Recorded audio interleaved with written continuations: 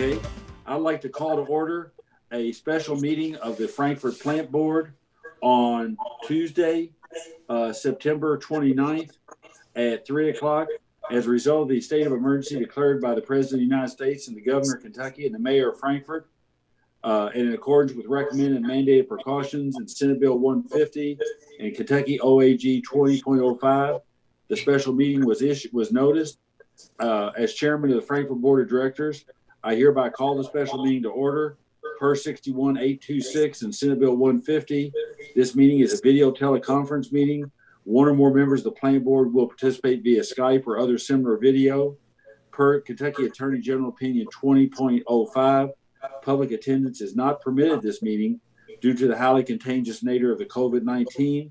It's not feasible for the Plant Board to provide a central physical location for public viewing. Instead, because of the public health necessity of imposing social distancing to help stop the spread of COVID-19 and Senate Bill 150, the Frankfurt Plant Board has conducted this meeting via live video and providing members of the public with the following video link to access the meeting. And it's being broadcast live via Frankfurt Plant Board Cable 10 and Facebook Live. So with that, Madam Secretary, I'd ask you to call the roll.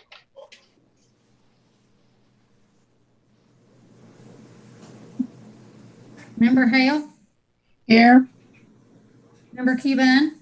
Here. Member Mason?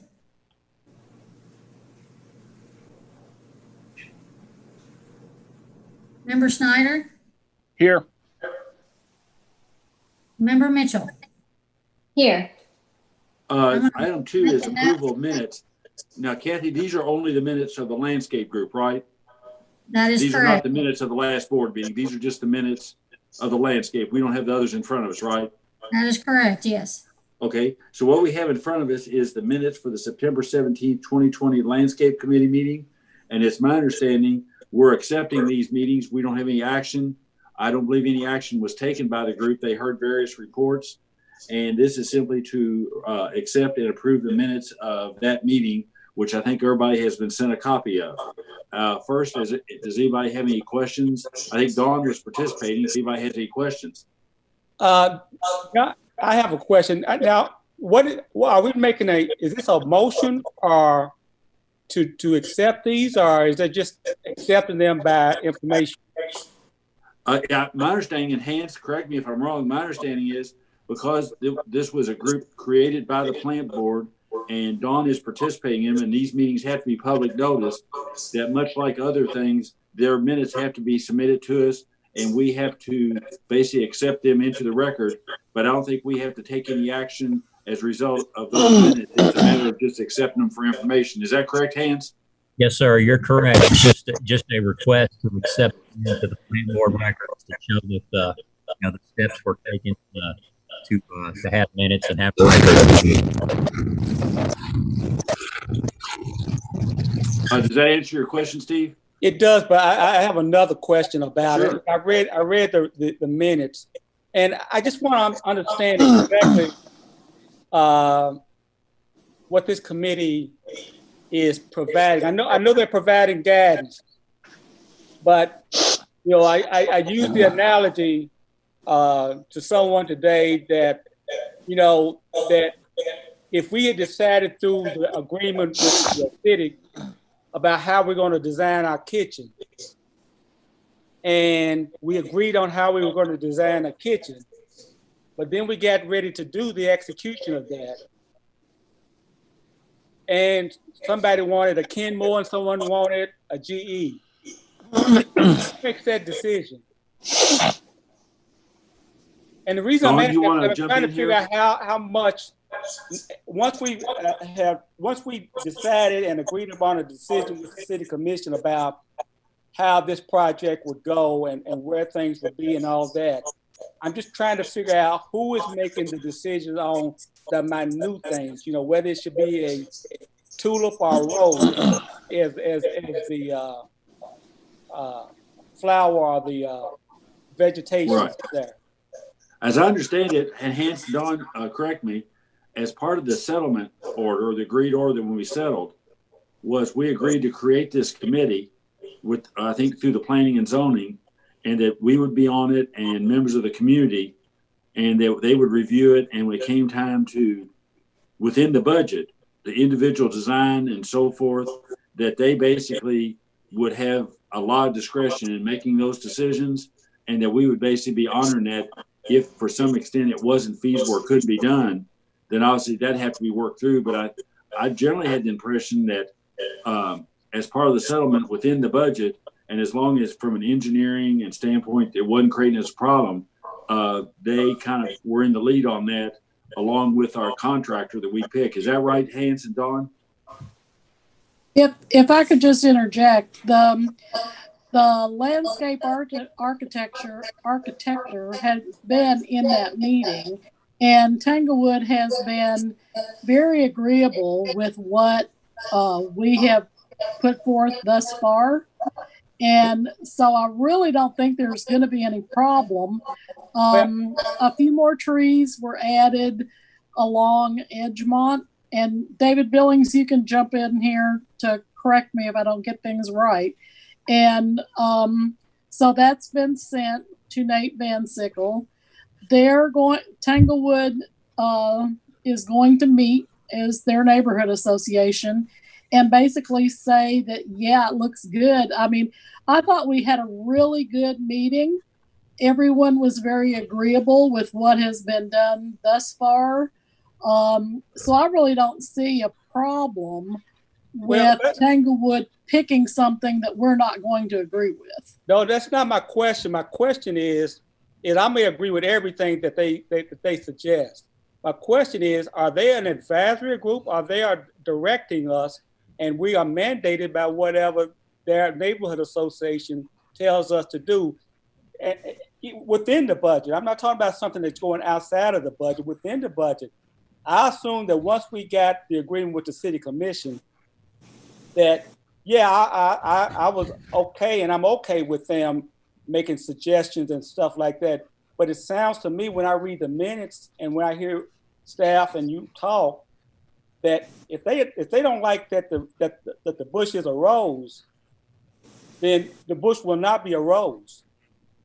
That we are bound in a sense by just those little nuanced things that all fall within the boundaries of the concept and the agreement that we had agreed to.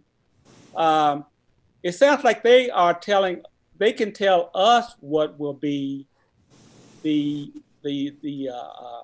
minute detail of the project versus them advising us on what they would like it to be within the concept of the project.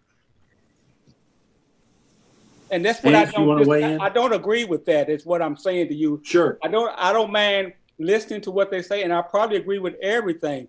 But the principle, the principle is that we are bound by the preferences of the Tanglewood Neighborhood Association on every little detail, all of which would fall within the concept of the agreement that we signed with the city commission. Then I'm against that. I don't agree with that in principle. Not what they may offer, but in principle, I don't agree with them being the director of the minute details of this project. And if you want to, yeah, sure. This is kind of my take on it. Normally, when you go through the planning and zoning process, you'll have a sheet in the set of plans that has the landscape architecture. We were not in a position when we were going through planning and zoning at that point to have all the details of the landscaping worked out. So we collectively agreed to a landscape committee, and I think that made it into the settlement agreement, and it also made it into the plans that were submitted to planning and zoning, is that a landscape committee would be developed. The way I see that landscape committee, it's a collaborative effort between staff and a board member and Tanglewood. And like Mrs. Hale said, they have been they've worked very well and have taken the advice of the landscape architect and only added one small section of additional plantings up there by Altamont. Okay, here's the other question with that. let's say that we do exactly that, that whatever that committee and whatever the neighborhood suggests is inputted in this project. And then the problem comes up with the project subsequent to that, that perhaps may be some liability issue. So are we, what I'm asking though, are we, I can't even think of the word now, giving our authority in some ways as it relates to this project to the Tanglewood Neighborhood Association? I was under the impression that we would take the findings of the committee and bring them back to the board for approval is what I envisioned seeing happening. Okay. Hence, do you see it that way? Sir, I agree with your. I agree with your synopsis of the process, that it was a sort of a collaborative effort, and then to try to give them some input into what it looks like within the plant board's budget, within the plant board's means. I don't think that, if the budget for the flowers, for example, is $10,000 within the amount, and they want something that's 20 or something that's over that, then there's the limit is going to be set by the plant board's resources. They don't have a veto power over that. And like David said, I think we're going to work together, come up with a solution that they like, and then the board will review that. So let me ask this question to follow up on Steve, just so we're clear on it for the record.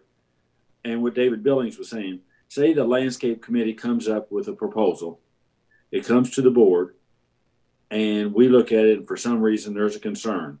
If there's a disagreement between us and the parties who were involved in the litigation, then would that go back to the planning commission for a resolution? Or at that point, since we created the committee, I mean, obviously anybody can take anything anywhere, but under the agreement, if it went back to the planning commission, have we fulfilled the requirements of the settlement, in that we created a commission, had a process, they reviewed it, submitted recommendations, and if for whatever reason, for good cause, we couldn't go that way, we acted, are we still in agreement with the settlement agreement? Compliance. Yes, sir. I think we would have done. I think if we meet, we try to come up with a plan, and we can demonstrate that we've shown, and that's what these minutes show, that we've taken if later down the line someone says, we didn't make any effort to collaborate with this group, that the minutes will demonstrate that, yes, indeed, we tried to find a solution, and it just was, we acted in good faith. The other side just didn't like. They wanted orange flowers for whatever reason, and that was their sticking point. So we would have some proof that we had complied with our obligations under the settlement agreement. Okay. Does that help, Steve? It does, but I want to clarify. I'm staying within the parameters of the budget with my question. I'm not talking about when someone strays outside of it. I'm just talking about the final say as it relates to discretions in this project. Are they with the plant board? Are they with this committee? That really is my question. But Steve, in my experience in the 2 meetings that we've had with the committee, there's been no disagreement. David Billings and Strand and the landscape architect have submitted their plans. Tanglewood has looked at them, have said, that looks good, except for the one minor thing along Altmont, and there's been no disagreement. And I don't think they're looking for any disagreement. And I'm not either, Don, but I'm not talking about, as I said at preface, I hope everything goes great. I mean, I'm sure I'm not going to have that big of any probably disagreement with what they offer. But there is a principle here for me, is that who is in control of this project? And again, as I've always said to you, I like to plan for all probabilities. So who, and precedents that are being set, who is in control of this project when there potentially could be this is not about against Tanglewood, what I'm posing now. I'm looking at the precedent and the practice that we are doing right now and what could come later in any other situations. So this is, I know I'm making a stickling point about this, but it's not about Tanglewood. It's about our practice of how we deal in these situations. Are we giving that control now to this committee and taking it out of the hands of the board members?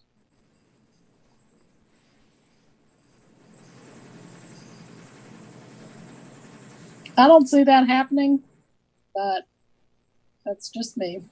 Well, clarify this, Hans. From what I understand from the agreement, we agreed, and from what David Billings said, we agreed in the settlement agreement to create a landscape committee and for them to work through all the fine details in terms of the design and so forth. Ultimately, that recommendation will come from the landscape committee to us, and we would have to approve it. And so ultimately, the final decision to accept, reject, modify, whatever the landscape committee report, if in fact there is a point that has to be resolved, rests with the board at that point. Is that correct, Hans? Yes, sir. I believe you're correct. And that's all. That was my question. Okay. So if we've got that, then do we have a motion to accept that report from the landscape committee of September 17th, 2020?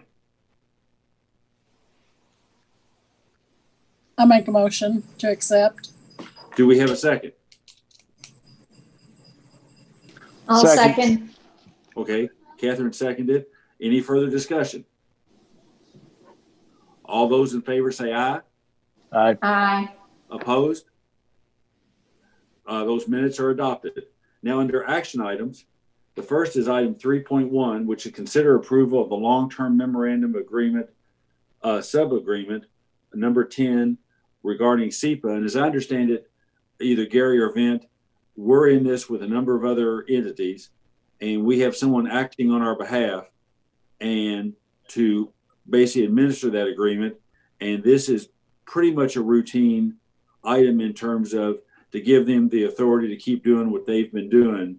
And there's no change in the current arrangements. Is that correct? Yes, sir. That's a good summary of it. As you can see, this is a amendment number 10 to an agreement that was originally signed on August the 1st or executed on August the 1st of 2011. And this just continues this hydropower rehabilitation master plan that they have to rehabilitate these dams and facilities and electrical facilities associated with how we get our SEPA energy. I'm sorry, did I cut somebody off? Okay. Anyway, this is, it's fairly routine. They come up with this fairly often. I have Brown Thornton here today, and he can give a quick summary if you would like. He's been involved from the plant board and the other cities and parts of the municipals in Kentucky that have pieces of this like we do. He's been involved from the very beginning. I know this is the first time some of you have seen any of these type of things, so I thought it might be good to have Brown give a quick summary, and he could certainly answer in great detail any other questions you have if you're fine with that, Mr. Chairman. Well, let me ask this. If we don't have this agreement, what would we do? Brown, can you answer that one? We've never. Yeah. I'll give you a long answer, and hopefully I'll shorten it from what I could have done with it. Would be about a 30-minute discussion. But with your SEPA power that you've got, back, all these facilities on the Corps of Engineers dams on the Cumberland River were built in the late 30s and 40s, and somewhere around the 90s, early 2000s, it was determined or realized that there was a rehabilitation effort needed to bring these dams back up to speed and to put them in good order.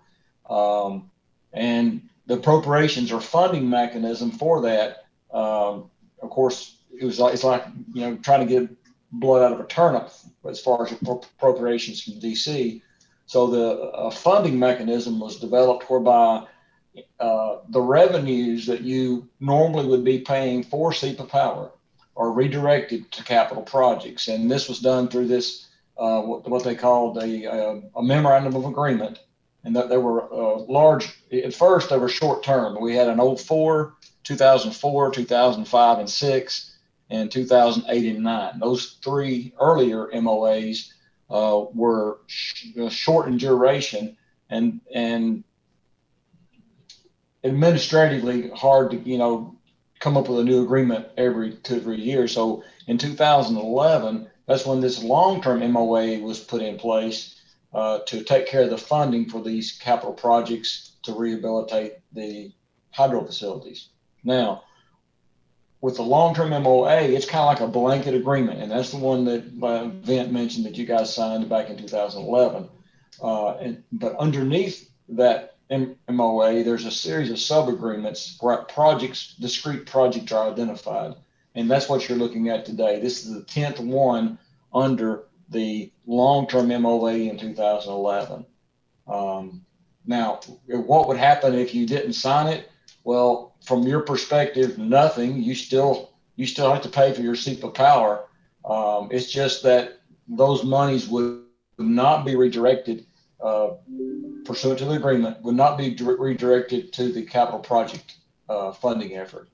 So that's really all that would happen. They wouldn't have as much money to rehab the projects. Which, as my understanding, the reason we've got this on the agenda today is this current sub-agreement expires on the 10th of October. Well, the sub-agreements are issued in increments of $25 million. Okay. Again, for the whole group. So when one is issued, it takes a while to fill it up with revenues. Sub-agreement 9 will be full sometime this month. So they need a new sub-agreement in place to start collecting monies in October. So to answer your question, yes, it's not that it expires. It's just that sub-agreement 9 will be full, and then they need to capture additional funds going forward. So this comes up about twice a year. And as far as the revenue we get from SEPA, how it operates, everything we're doing, nothing's changing from what's currently going on. Correct. Now just to be clear, the revenues I'm talking about are actually the costs that you pay to SEPA for the SEPA power. Now you obtain or you receive credits or revenues on your KYMEA power bill for that SEPA power in excess of your costs. So you do quite well with your SEPA power allocation. So, okay. but no, this agreement does nothing more than redirect the revenues that SEPA receives from you and to redirects those to capital projects. It's quite a unique funding mechanism that they developed, but it works. Okay. Does anybody have any questions? I do. I had a question. Somewhere in the report there showed the capacity charge increase and the energy charge increase from 0.108 in 2021 to 0.606 in 2028 for the capacity, and then energy charges from 0.468 to 2.626 in 2028. So just assuming from that, am I correct in assuming that what we are then paying for capacity charge and energy charge is increasing? So then what we would see as our profit, I don't know, in the chart that Vint gives us every month, how much money we made from SEPA, since the cost of capacity and energy is going up, will what we then get be less? I'm probably not saying it very well, but you know what I'm trying to say? I do. As the rate at which you pay for SEPA power is set every 5 years, and then which this is a rate year, you'll have an adjustment in October. And then in April of every year, they do what they call a true up. They'll say, okay, the rate was set, but it assumed there wasn't any money in there for capital projects. So as capital projects are completed, these projects that you're funding through this contract agreement. So as those capital projects are completed for X million dollars, that's a formula, for X million dollars of capital projects completed, they adjust the rate upward just slightly. So it's actually driven by completed capital projects that go into the rate base. But to your point, as the rate increases that you pay SEPA for power, that would reduce the margin, the net margin that you receive from that resource. Yes, these do incrementally whittle away at the profit that we get from SEPA. based on. And that was one of the problems we were running into before we worked out that agreement with KYMEA. We weren't recognizing any capacity value. We couldn't recognize any on the market until KYMEA came along. So without capacity value, we were having a hard time making money on this particular situation. So with the capacity value that we're able to recognize through our KYMEA contracts, it is still a positive agreement. But yes, this is slowly, as you have higher and higher costs to rehabilitate all these items, it does eat into your profits. Yes, ma'am. Thank you. If I could provide a little comfort, right now your margin between the cost and the credit is fairly significant. Yeah, we're projected this year by our budget to land somewhere around $700,000 in profit through KYMEA, if I remember correctly. I think we're going to land somewhere right around that. We may be in the upper 600,000s, but we'll be really close to that. So I can give you an idea of the margin we have. Okay. Any other questions? Mr. Chairman, if I can say a few words. One thing we didn't talk about is a potentially long-term is less risky because this is a renewable resource.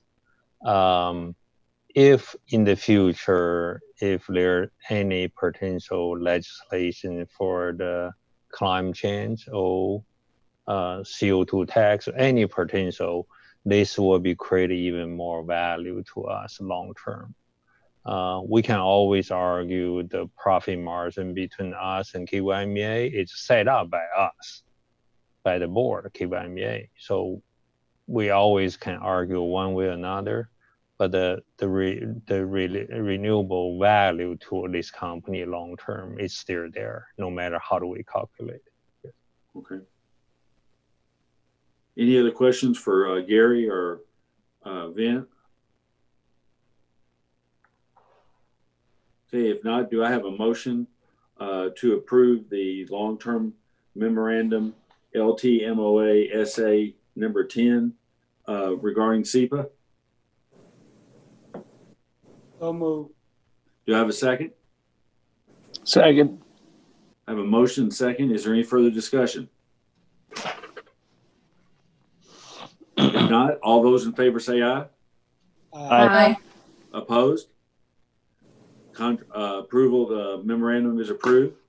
Item 3.2, which was our original point for the day, is the award of the bid invitation number 1701 for the US 127 elevated painting project to Estes Painting and Sandblasting Company for $244,642.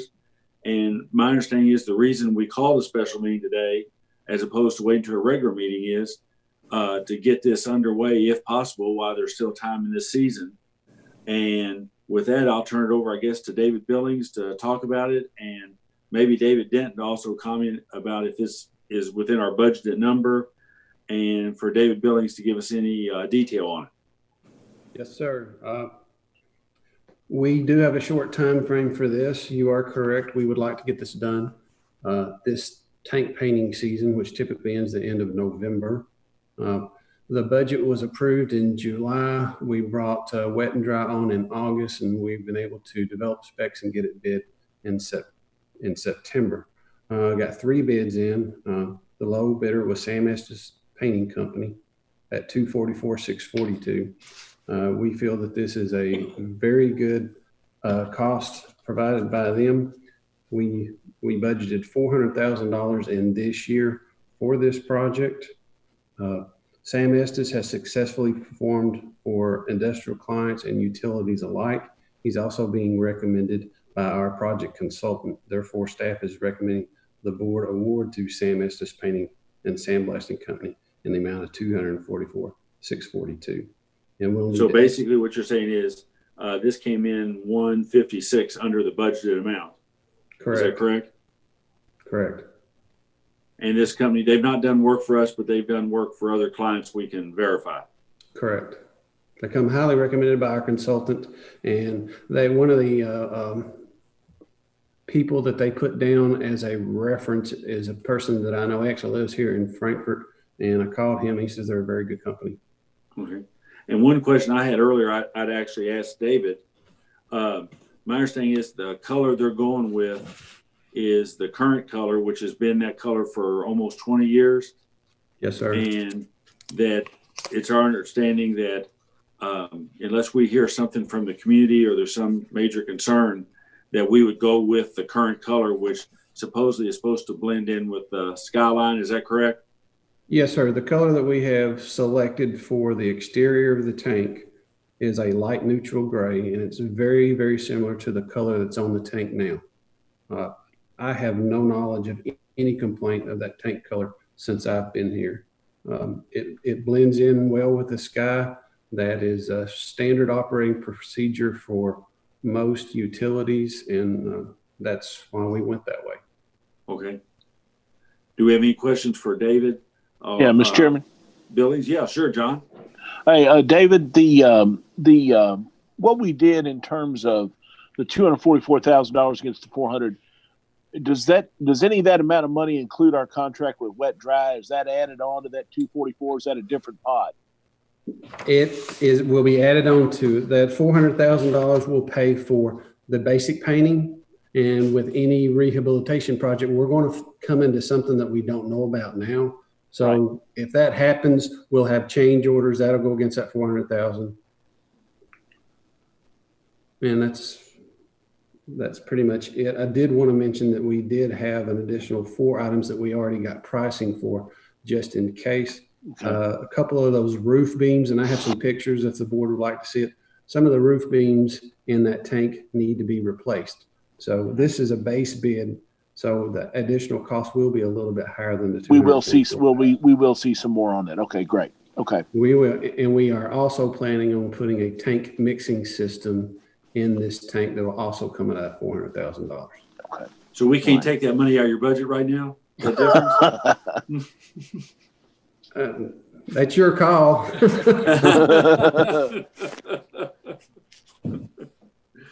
Any more questions for David? Mr. Chair, I have a question. Sure, Catherine. Along the same lines, so do you predict that we'll still come under budget or within budget? Yes, ma'am. Great, thank you. Any other questions? If not, do I have a motion to approve the bid number 1701 to Sam Estes Painting and Sandblasting in the amount of $244,642? So moved. Do I have a second? Second. I have a motion second. Is there any further discussion? Okay, without objection, all those in favor say aye. Aye. Aye. All those opposed? No opposed. The contract's awarded. Last item, item 3.3, is we've had a situation that Gary communicated with me after we already knew that we were going to have this meeting. And the board had previously adopted a sick leave policy regarding the coronavirus for our employees.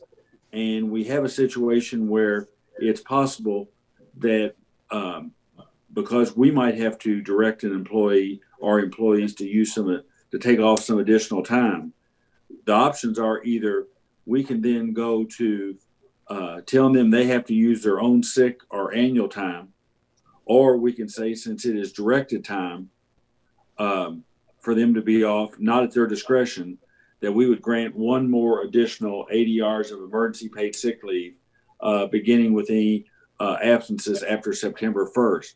So this would be our discretion.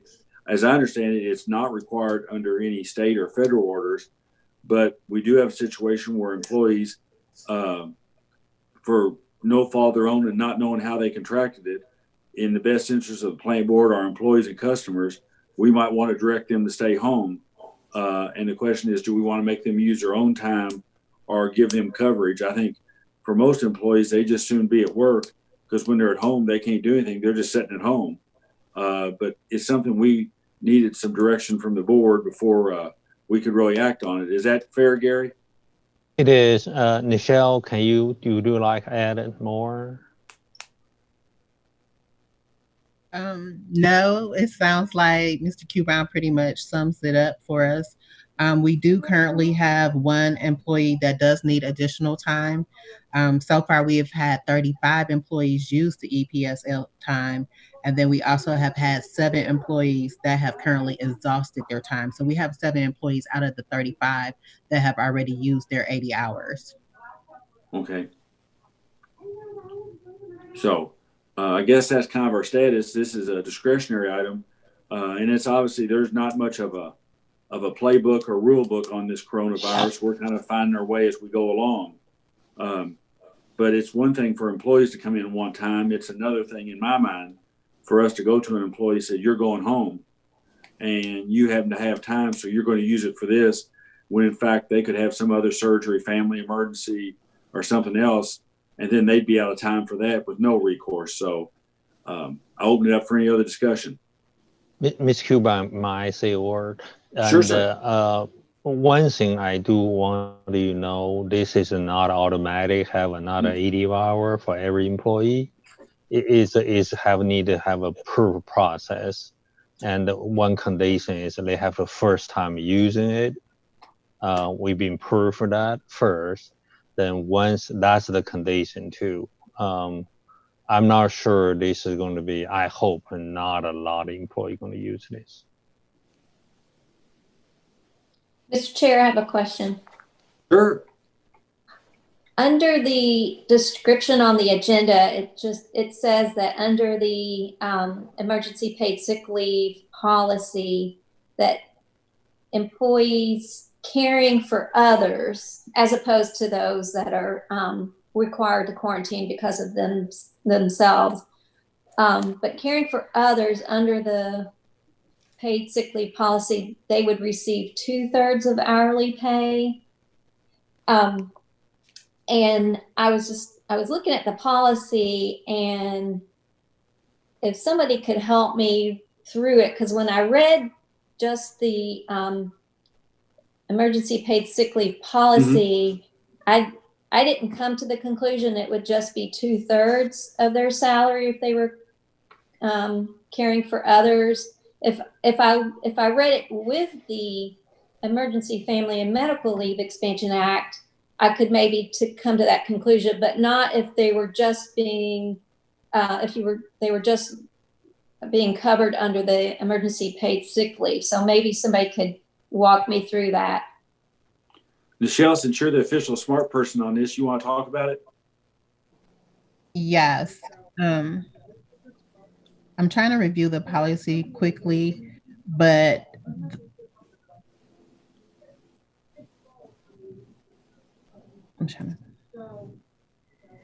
are you stating that you don't see the 2/3 mentioned in the original policy? I'm sorry. Is that what you're stating, Ms. Dutton? Right, in the emergency paid sick leave policy. I see it up in the Emergency Family Medical Leave Expansion Act policy, but not the emergency paid sick leave policy. And maybe I'm just missing it, but. And let me ask you this, Catherine. Maybe I, Catherine, ask you this, and Nichelle, is as a board, is it our intent to apply it in that situation to the 2/3 for including a family member? Or do we want to say for this additional 80, it would only be directly for the employee himself? What's the intent behind this change in policy? Hans, are you able to help me with that? As far as were we going to extend that also to caring for others? My understanding was it was just for the employee. I had thought it was just for the, based on the discussions management had, like Mr. Cuban summarized kind of in his initial presentation, that we've had employees that have exhausted this 80 hours, and then management, the company is coming to them to say, you're going to have to go home. So, and the question is, do we want to have them use their own paid time that they have accrued, or accord them an additional 80 hours? So it's really, like Mr. Cuban explained, there's really no federal or state rules on it. The initial 80 hours is going to be governed by the by the Family First Coronavirus Response Act, which is where they expanded the FMLA time. And that's where you get into the distinction of, is it, and I forget the rates, is it two-thirds? You have a different pay rate if you're caring for yourself or caring for others, or if you're off. But in this case, the question is going to be, do we want to give them the 80 hours, and at what rate? The board can either could do the full rate, or the board could parallel. We're going to give you the extra 80 hours, and we're going to parallel the same requirements in the Family First Coronavirus Response Act, the FFCRA. So, Yeah. Yes, Steve. Is this an issue that we're bumping up against a time issue for the employee or employees? We have one situation that's right upon us right now. Okay.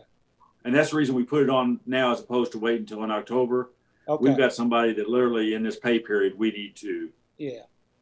I guess my thinking was, and this was just my own, I was assuming this additional ADRs would be for the employee only, and for whatever pay rate we would have paid that employee under the original ADR provision. But it would apply only to the employee for the second 80 and not beyond the employee himself, not for any immediate family or anyone else they were caring for. But as a company policy, we're going to give the employee who we would have directed to go home the benefit of, if we're telling you to go home for the second time, we're not going to make you use your own accumulated leave, and we'll pay you at what we would have paid you under the initial 80. That was my thinking, but I may have been off base, and I'm open to anything way anybody wants to state it. That was my impression of what management wanted to implement, but I know that, you know, we have our meeting. That was my understanding. Well, Mr. Chair, if that's the case, Hans, maybe you can kind of look at the way it's put in the emergency paid sick leave policy, because all that was done was the 80 was scratched out and 160 was put in. But if you look down the list of reasons for paid sick leave, right, it includes way more than just if you have to quarantine or you're sick. I would make a motion, just throw it out to see where we are. I'd make a motion that for the purposes of item 3.3, that we authorize the general manager and human resources to develop a policy to grant employees up to an additional 80 hours of emergency paid sick leave, subject to review and approval, effective September 1st, 2020, at the same rate they would have been paid under the original initial ADRs that was contained in the federal and state policies. And this applies only to the employee and not to any other family members or people they're taking care of, but this is for a benefit for employees that we would direct to go home. I have a question on that, sure, if it's okay. So are we saying that if a plant board employee's spouse or child, for instance, is tested positive with COVID, then we are saying that we're not going to give you leave time to stay home for the second 80. The second 80. Right, but I mean, say because of whatever reason we have directed them to be at home for the first 80 and they've used it. Mm-hmm. And so it's now, they've used up that time, but a direct family member has tested positive for COVID. So therefore they need to be quarantined. If we aren't then including this second 80 for that situation, then we're not giving them much motivation to stay home and instead of coming to work and possibly exposing other employees. But wouldn't it work out that if the employee, if their spouse had COVID and the health department had told that employee they had to self-quarantine also because of that, then in fact we would be telling that employee they couldn't come in, right? Correct. I feel like it's correct. Okay. I mean, if the employee, he or she just said, I just want to stay home with my wife or kids or husband and kids, that'd be one thing. But if they come back and say the health department has told my spouse and myself that I have to self-quarantine because they've got it, and then we'd be governed then by the health department telling us that employee has to self-quarantine, and we couldn't tell that employee, you need to show up for work anyway. I think if that's correct. Is that right, Michelle? Yes, under the reasons for paid sick leave, number 2, it advised by a healthcare provider to self-quarantine. So I think that situation would fall under that, because if they have been around a family member or has to care for a family member, I'm sure they will be told to quarantine as well. Okay, thank you. Mm-hmm. Mr. Chairman, Sure. No. Catherine, John? go ahead. You could. Well, Catherine, I was just gonna. I don't quite think Catherine's question's been fully answered yet. Okay. Because if you look down that list, of reasons, if you look at, I think 4 and 5, that's the, you have to stay home because the kids' school is not in session, or they don't have the health, or I'm taking care of an individual, and it doesn't say anything about being in the same household with someone. But, and I think that was what, I don't want to put words in Catherine's mouth, but I kind of think that's what Catherine was trying to get to. I understand completely if you've got somebody who lives in your house, you're quarantined because of that kind of exposure. But these other things, are we going to open up the emergency leave to those things for an additional 80 hours? I guess, and I don't know if that's kind of where we are on that. Yeah. Again, I was thinking this was for the sole purpose related to the pandemic and COVID-19, that we were kind of taking an extraordinary action beyond the normal required guidelines, because we do have employees who are out with customers around other employees, and honestly, that can create a problem. I understand that perfectly, but it's the way it was originally talked about was these people have to stay home because of direct exposure or a positive test or something like that. And when you look at it, there's no differentiation between that and this other category of folks. So it's whatever the pleasure of the board is in terms of what we want to do.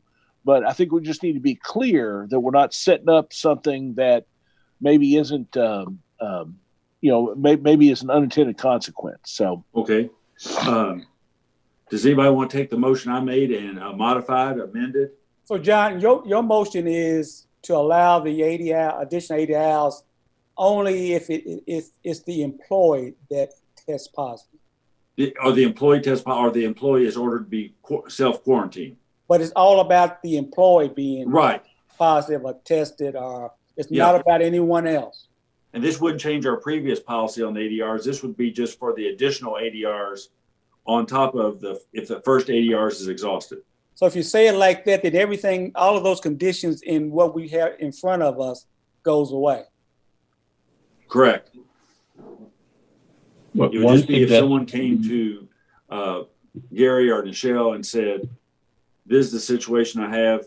I've been ordered to quarantine and I've used the ADRs already, last month or 3 months ago or whatever.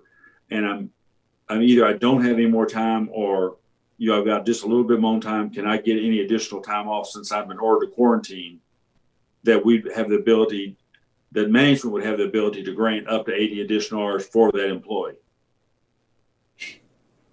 I think by the policy, those would be only for reasons 1, 2, and 3, unless I'm misreading it. That might be an easy way to, if you made an additional line, the additional 80 hours would only include the employee as number 1, number 2, and number 3. Is that correct? Yeah, I think that gives a lot of clarity to it, Ben. Okay, John, you want to modify the amendment?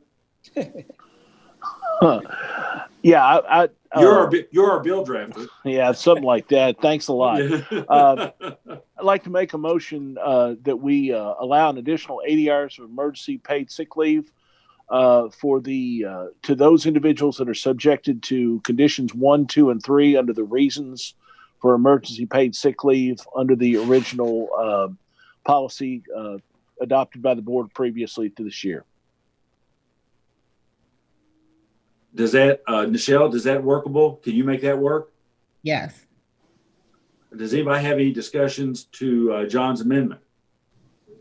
Any ideas, any changes? If not, do we have a second? I'll second. Do we have any further discussion on it? Okay, if not, all those in favor of John's motion, say aye. Aye. Aye. All those opposed? Motion's adopted. And since this is a special meeting, we can't discuss anything else. So with that, do I have a motion to adjourn? So moved. Do I have a second? Second. I'm assuming no further discussion on that. With that, all those in favor say aye. Aye. See y'all next time. See y'all. Be well. Thank y'all for making this happen. Thanks Okay. a lot, guys. Appreciate it. Bye.